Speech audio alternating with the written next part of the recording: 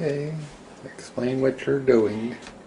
I am going to make Kolache, small Kolache, roll out individual little Kolache that you roll in granulated sugar. There's no sugar in the recipe for the dough. That is what you roll the dough out in the sugar. That's where you get your sweetness from that. And I'll explain. This is a recipe from my mother's mother, Susan Labuda, my Baba, that I didn't know because she passed away before I was born in January of 1939, and I was born in November of 1939. So this is her recipe and why I treasure it. And then we've made these ever since I can remember, helping my mother as a little child. First of all, I put 7 cups of flour. I always use Robin Hood flour for my baking. Measure my flour carefully.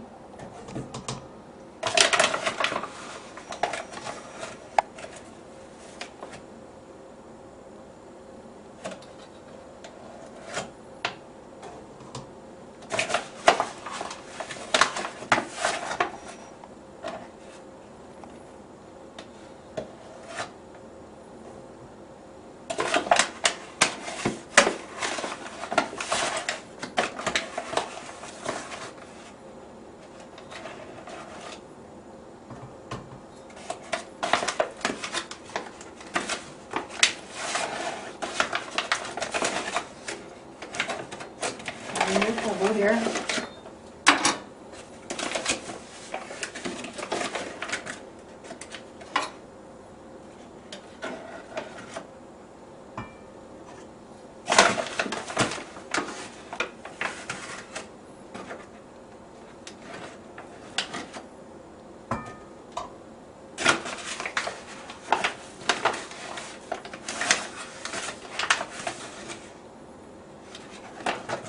And that's my 7 cups of flour in my bowl. And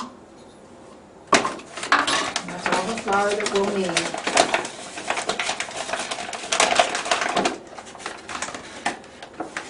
To the flour, I will add 1 cup of Crisco. I always use Crisco shortening. And 2 sticks of margarine. You have to be careful when you buy your margarine. You have to have margarine that will say that it's good for baking. This is imperial margarine that's always been successful for me.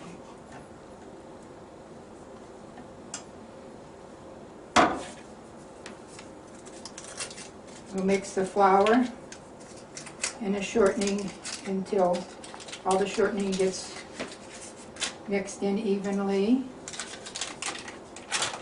and it's a crumbly mixture of the flour and the shortening.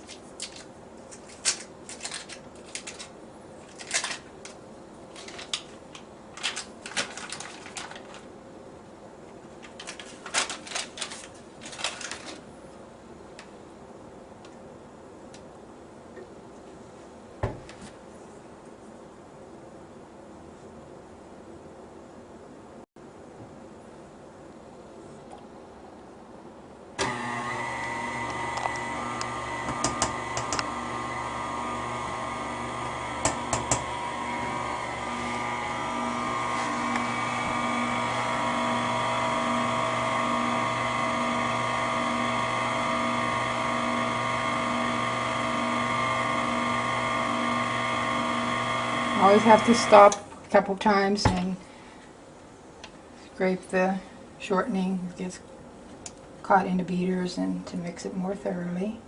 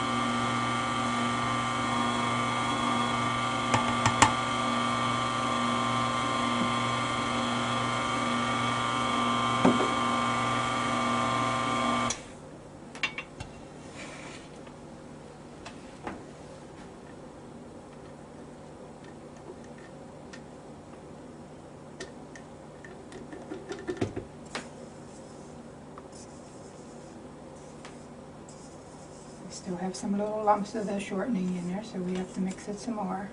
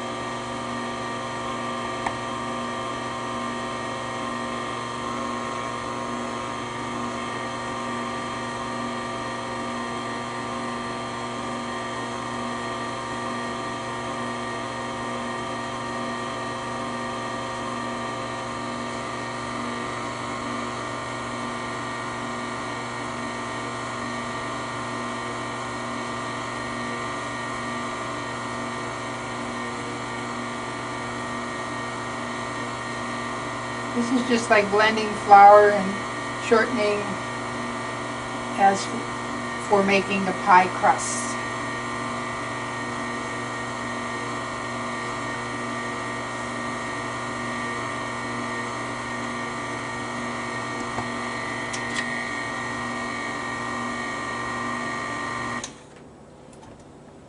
I think we have it well mixed now.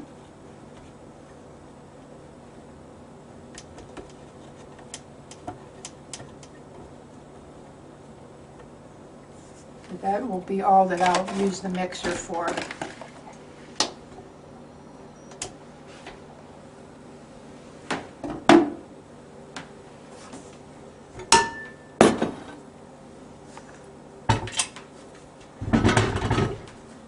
I have 2 cups of milk in the pitcher. I'll heat that in my microwave.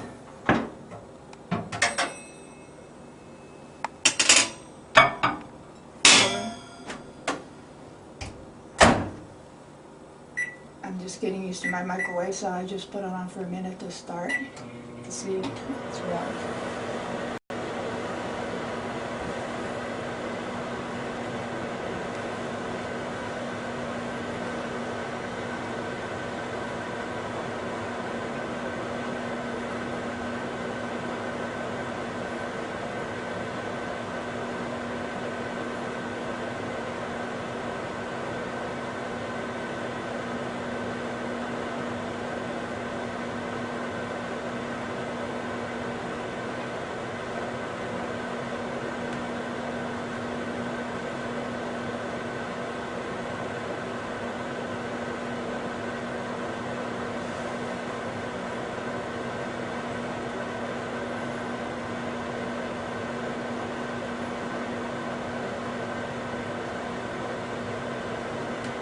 It's good if you have a thermometer. You could test your milk. I don't have a thermometer. I never had one.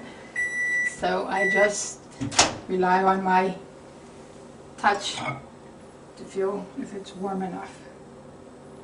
I don't believe it is, but stir it a little bit.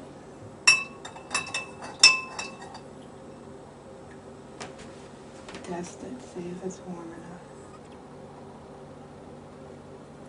Be a little warmer than that. It has to be warm enough to dissolve the yeast. But that's the most critical part of this, is to, because you don't want to kill your yeast. If the milk is too hot, it'll kill your yeast, your dough will never rise. So it's very critical. It's better to have it just a little bit cooler than too hot. If it's too hot, it'll kill the yeast.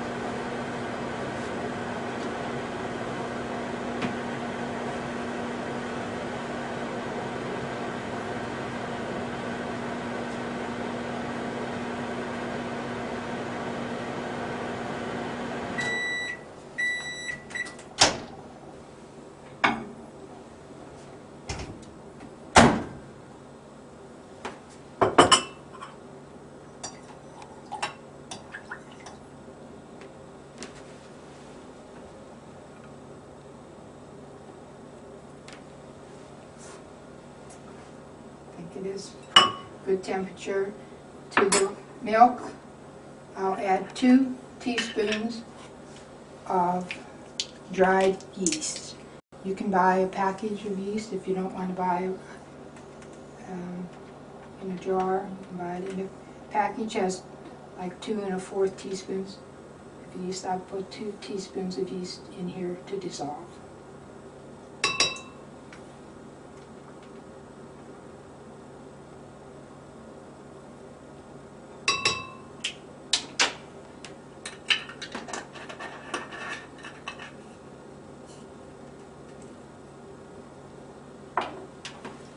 I'll add a scant teaspoon of salt to the flour mixture.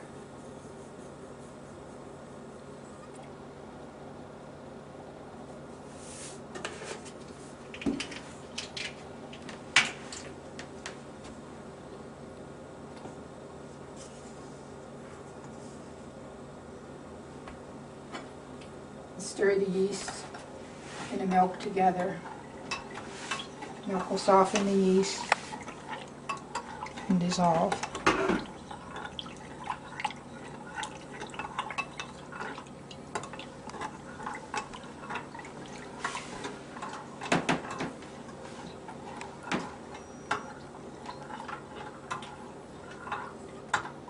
While the yeast is dissolving, I'll separate my eggs. You just use the egg yolk. Take 6 egg yolks. You always have to be careful that your eggs are fresh, so you always crack them in a separate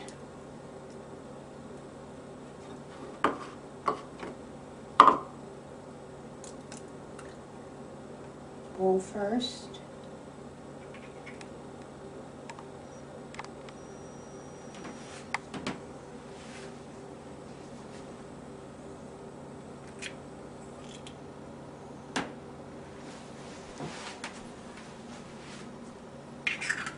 Put the egg yolk in one container, put the white in another container. This will be 6 egg whites. I save the egg whites. I usually put them in a freezer till I have 12, and then I can make an angel food cake.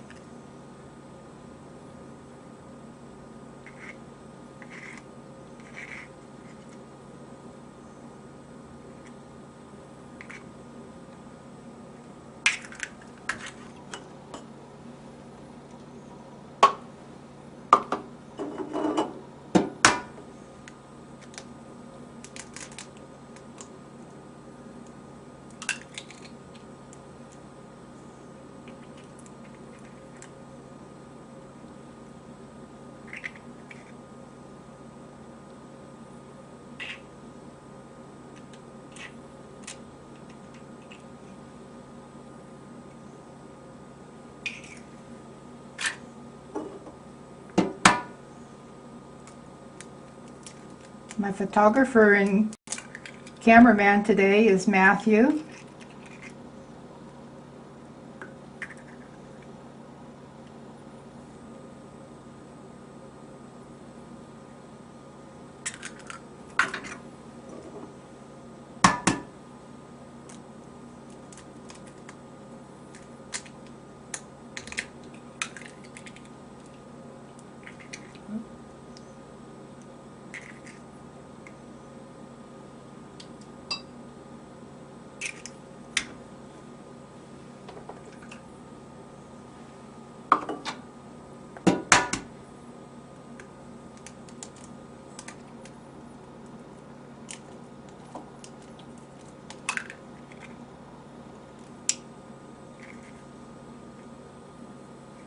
The last egg yolk and white.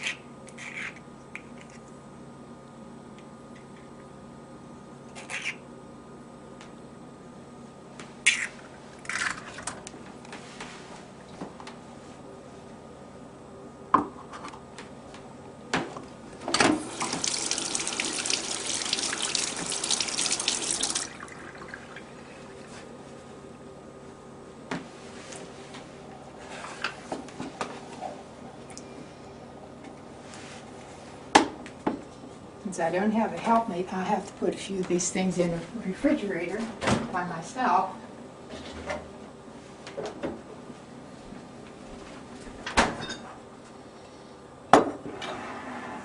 My yeast is softened and dissolved. I'll add the egg yolks to the milk yeast mixture.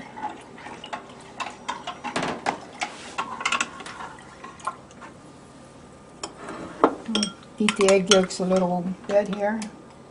Get them.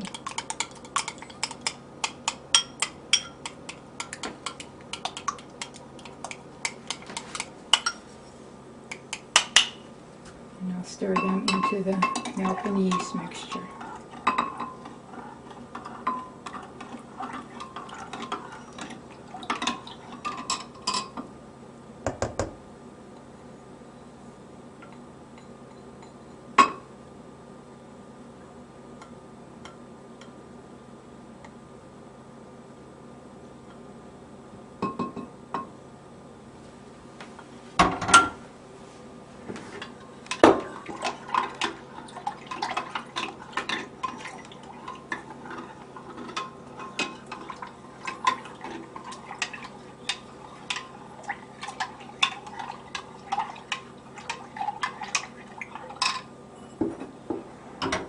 I add the milk, egg, yeast mixture a little at a time. And stir it in.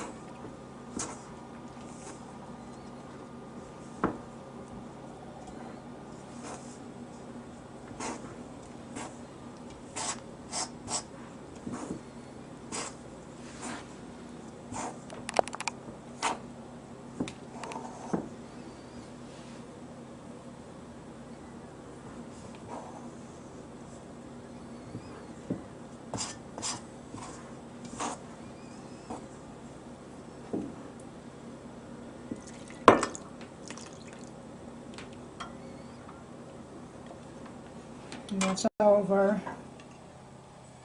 liquids in to the flour.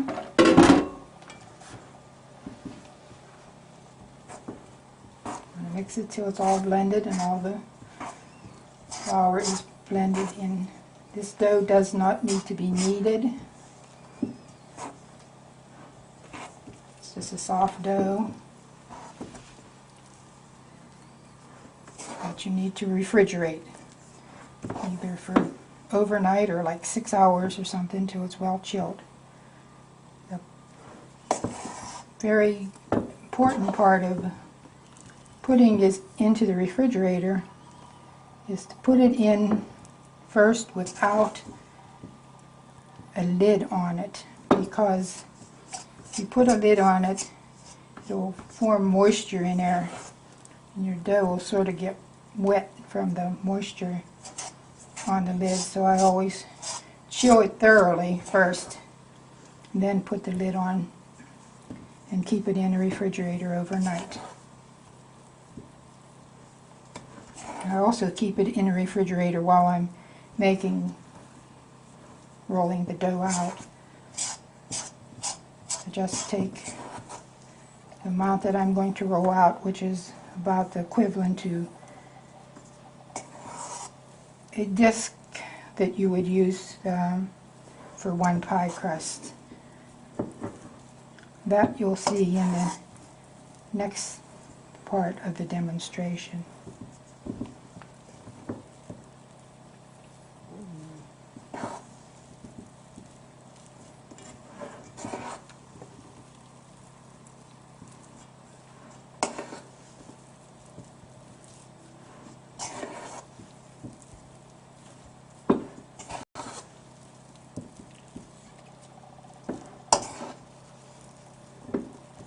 Still a little bit on the bottom that flour mixture to get in.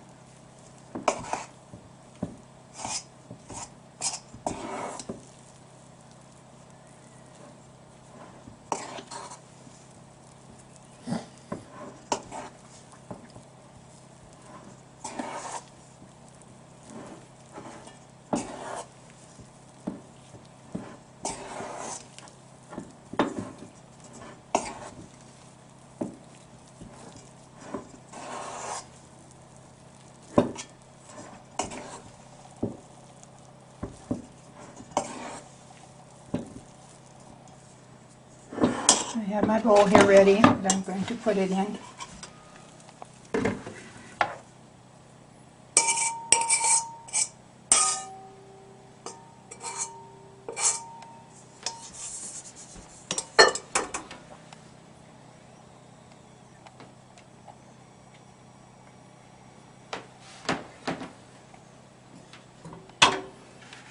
I have my lid ready to put on the bowl, but it will go in the refrigerator. It'll look like that. It'll rise up. It'll be up to the top of the bowl.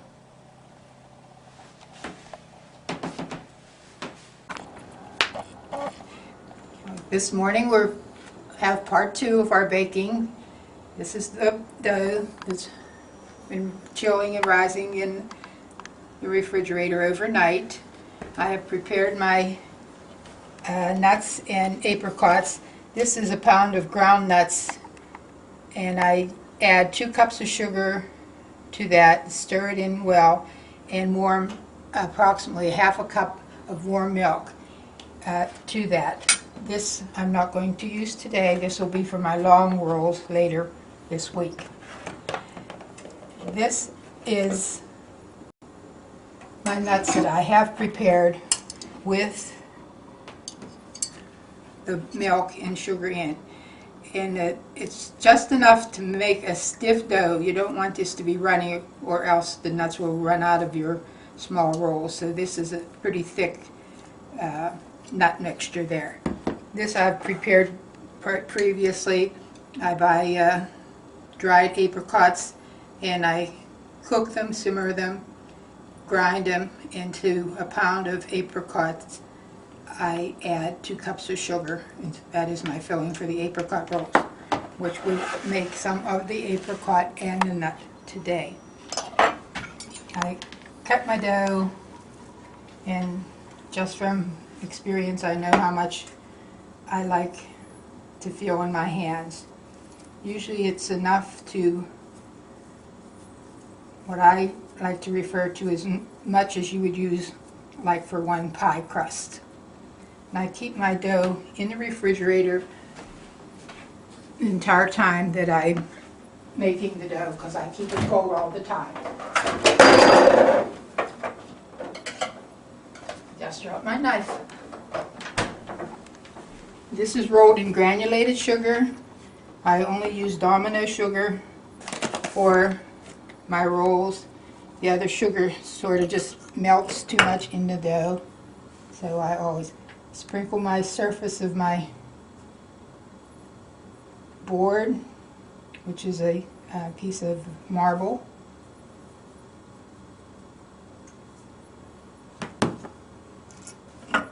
and roll in it roll into a circle just like the pie dough.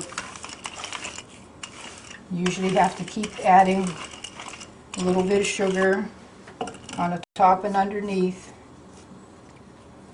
as you're rolling out the dough so that it doesn't stick. This does take a lot of sugar. Don't think of the calories when you're eating them.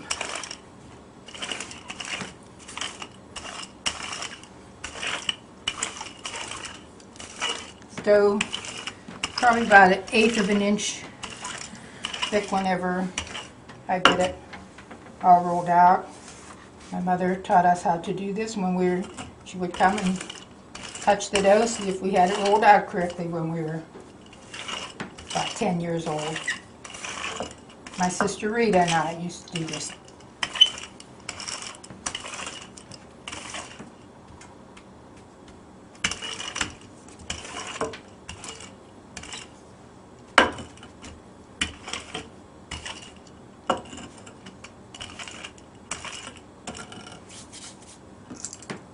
I have a small little cutter that I use, rotary cutter.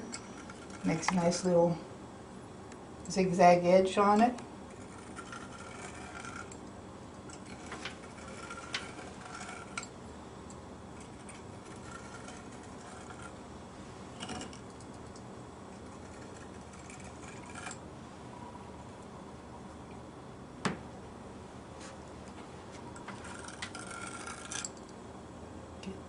Make nice small squares. Try to keep them nice and even as you can.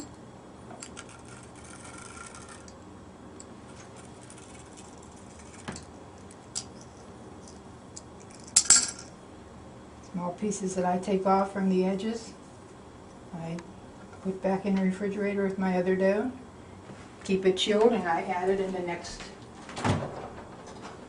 amount that I roll out.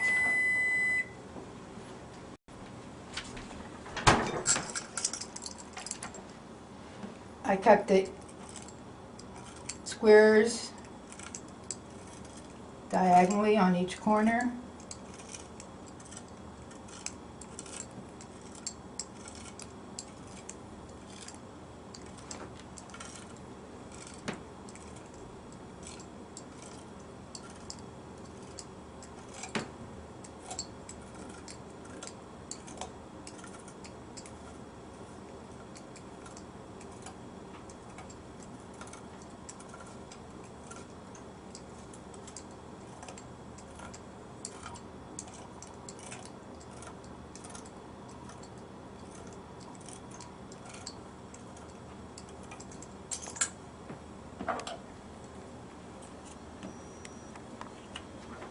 Put a small amount.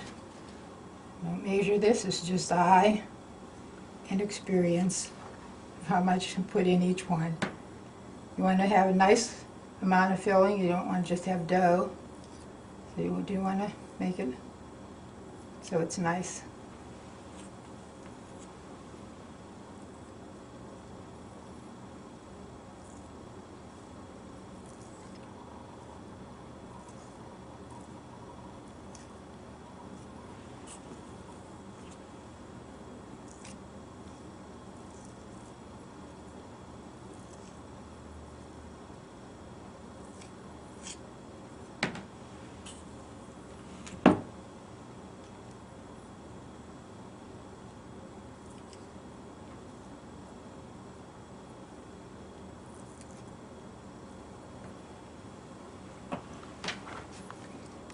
Take every other corner, fold it in, overlap them on the top.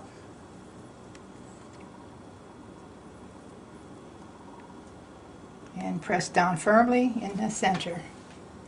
That is our first little pinwheel star on the pan. I use parchment paper on my pans. That saves a lot of time and a lot of stickiness and a lot of greasing your pan. The sugar melts on your pan. The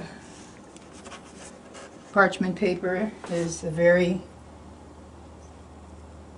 good thing to use, and it helps a lot in taking them off the pan. It takes every one. It's a time-consuming job, but I know that the people that I give them to in my family love them. That's why I take the time on the holidays to make them.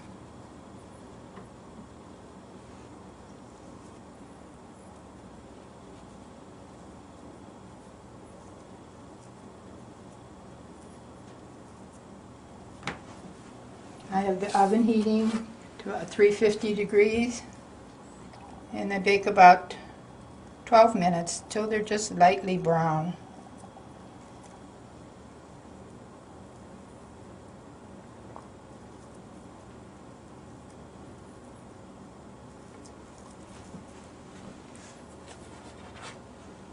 To make approximately 9 to 10 dozen.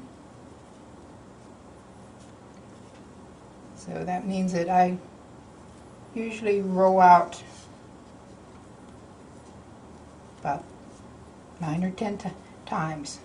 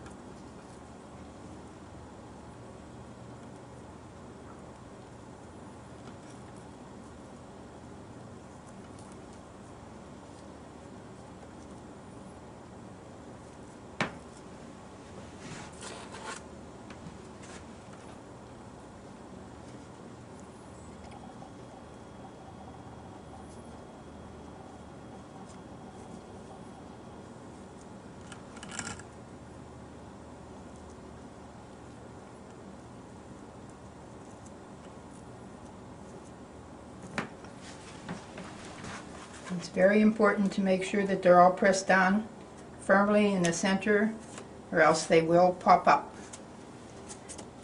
Sometimes you have to look in the oven. If they're popping up, I open the door up and I just tap them down. And another thing with this, every time I make a pan, I have to wash my hands because my hands are sticky from the sugar.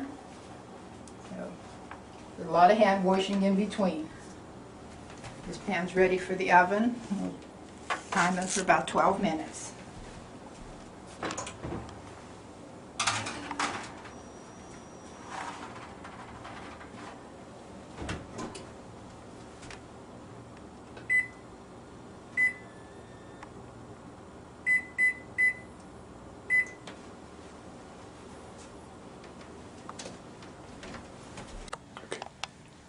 The process continues.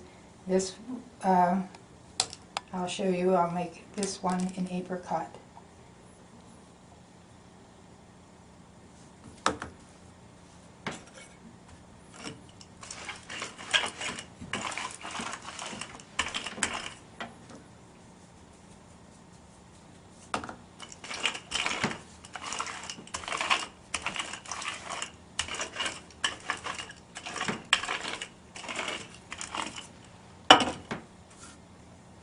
You always keep adding a little bit of sugar so it doesn't stick.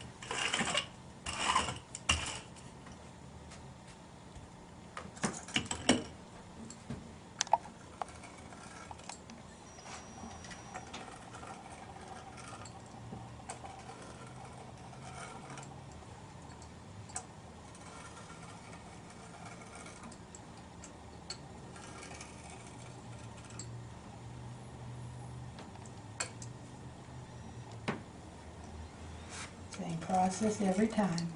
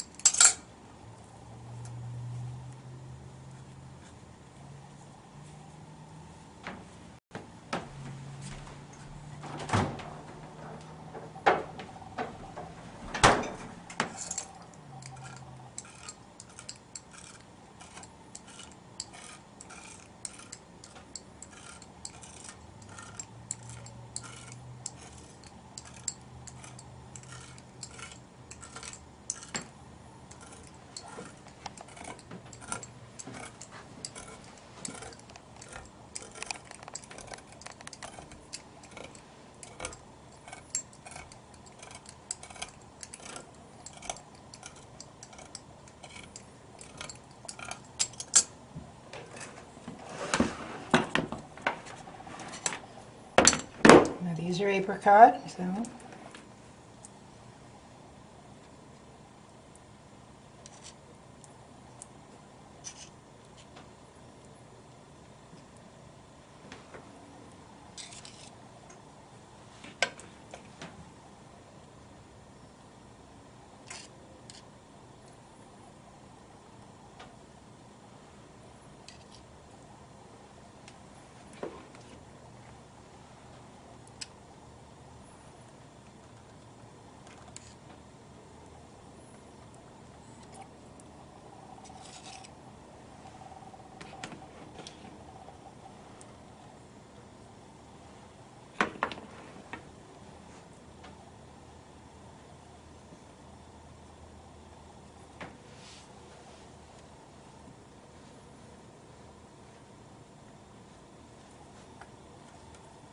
these can be made ahead of time.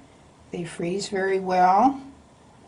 Cool them on a rack, and then when they're very cool, I put them in freezer bags and seal them tightly. They stay wonderful.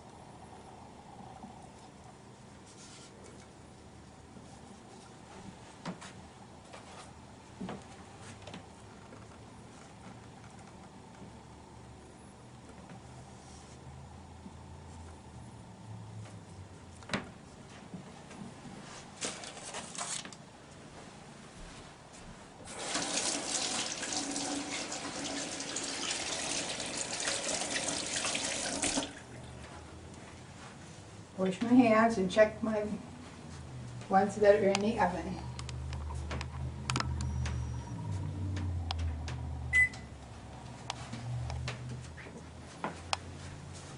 I still have about 3.5 minutes to bake.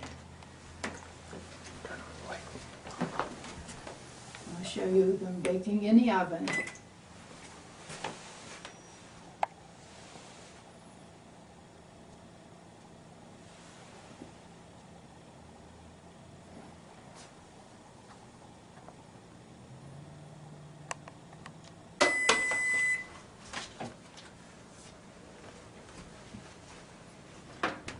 Okay, the buzzers rang, the first pan is baked. Just lightly browned on the edge. I'll put this pan of apricots in.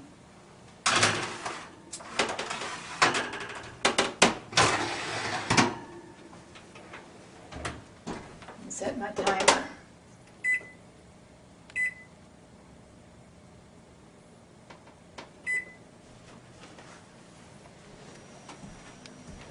Here's your first pan, they're baked, just lightly browned.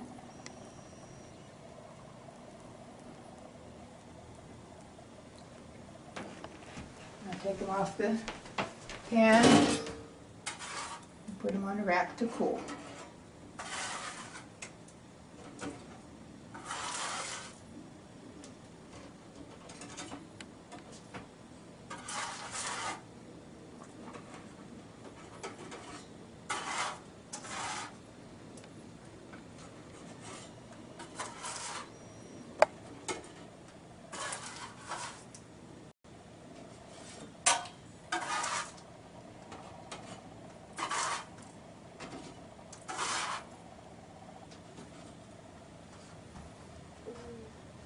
Now I'm ready to continue with the baking. That'll be end of our demonstration, but I will show you at the end all of them that we have baked this afternoon.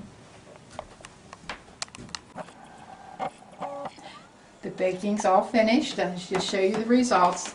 It's approximately 10 dozen, which I told you before. It usually makes around 10 dozen. And I'll just leave them on the rack here to cool for a while.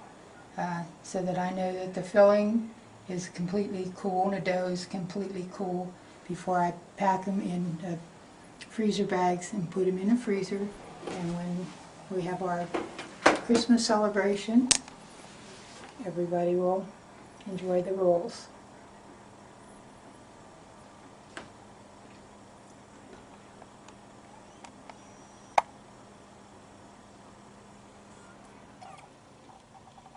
Matthew's been my cameraman. It was his idea to do this project, to preserve it for prosperity, I suppose. Anybody who would like to come and help me sometime, they're welcome to. If you want to do it sometime during the year, when it's not a holiday, that's a good time to practice.